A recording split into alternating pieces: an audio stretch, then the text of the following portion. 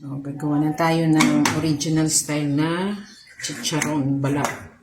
Ito, tingnan natin kung okay na siya. Napakuluan ko na to, nilagyan ng asin, saka yung mga aromatics lang. Yan, habang hindi pa kumukulo yung mantika, ilagay na natin. Tapos, tatakpan ko na siya. Tingnan na lang natin kung anong magiging resulta nito. Kung pumutok man siya, nakatakip na. Pumuputok pala talaga to. Ayan o. Naririnig ko. Nararamdaman ko yung pag-ano niya. Pagputok-putok niya. Delikado pala to. Talagang maangat o.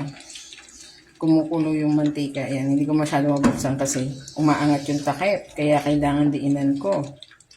O. Pero tingnan na lang natin kung anong result. Pag wala ng tunog, pwede na.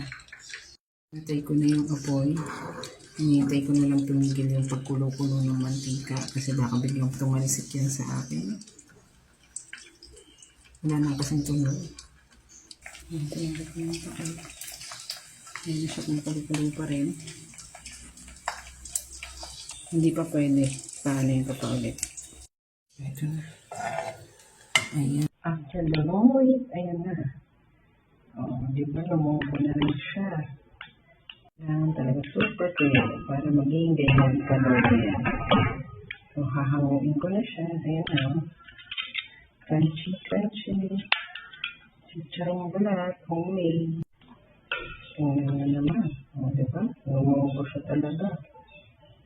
Hanguin na natin yan.